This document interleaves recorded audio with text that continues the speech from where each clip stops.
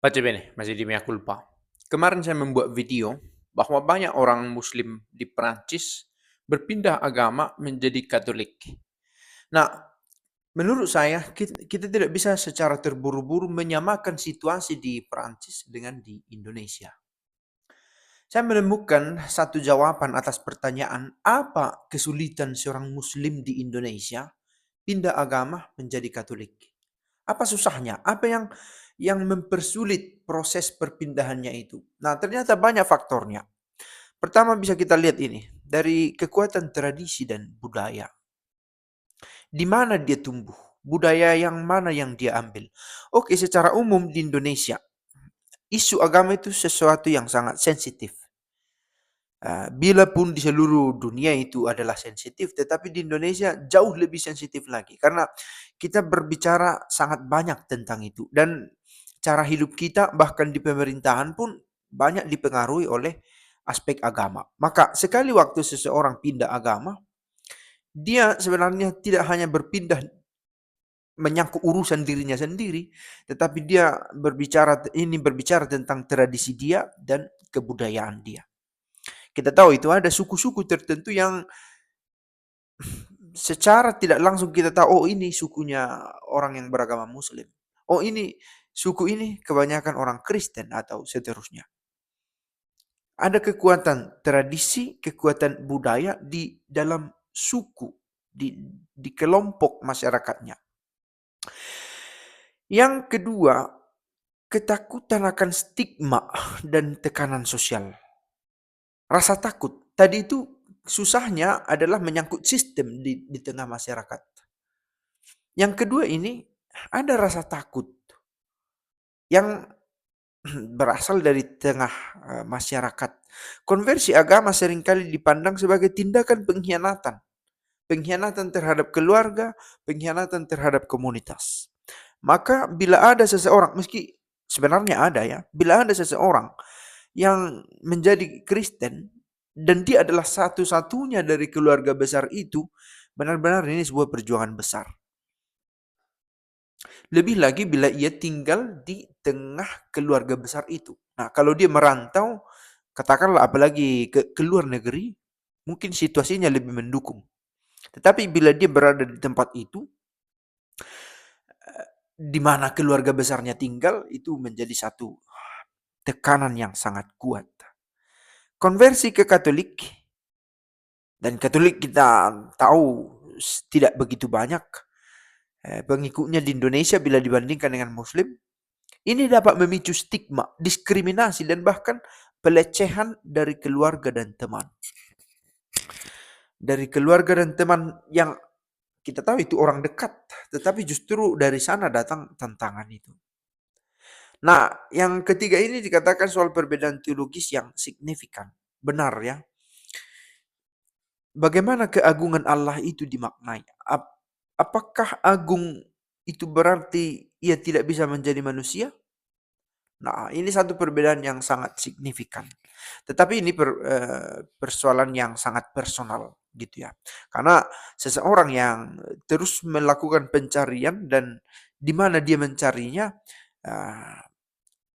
itu akan berpengaruh kepada hasil akhir, dalam arti bahwa dia akhirnya percaya bahwa Allah itu bisa tinggal di antara manusia, itu bisa saja terjadi. Islam dan Katolik memiliki keyakinan dan praktik yang sangat berbeda. Trinitas.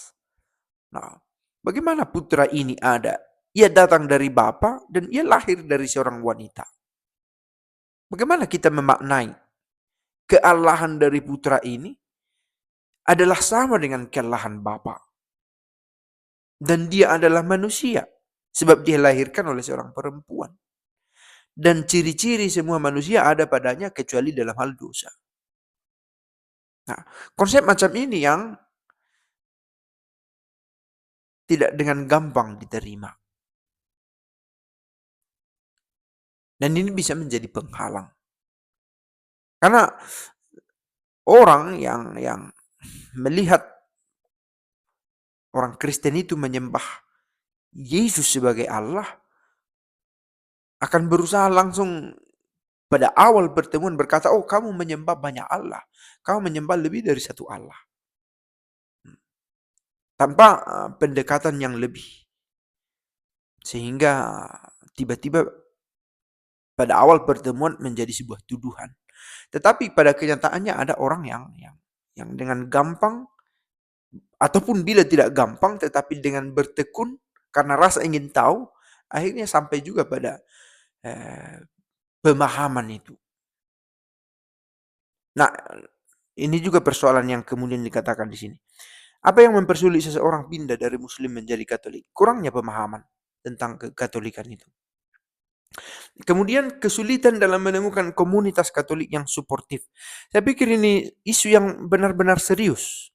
Komunitas Katolik yang suportif.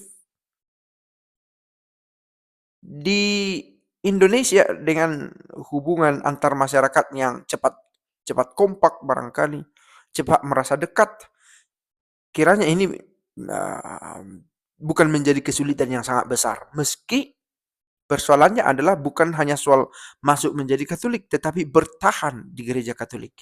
Ada orang nanti kalau sudah masuk ternyata tidak bertahan lama di sana. Dan ini persoalan yang besar terjadi di Perancis itu karena umumnya migranlah yang Muslim itu yang kemudian menjadi Kristen. Nah, jadi blok antara agama dan budaya serentak berjalan. Sehingga orang Katolik tidak dengan gampang percaya dengan orang yang masuk ini. Karena selain dari agama yang berbeda, juga dari budaya yang berbeda. Juga ada pengaruh besar dari politik dalam berpindahnya seorang Muslim menjadi Katolik. Politik berpengaruh. Justru banyak yang Katolik menjadi Muslim karena kepentingan politisnya, gitu ya.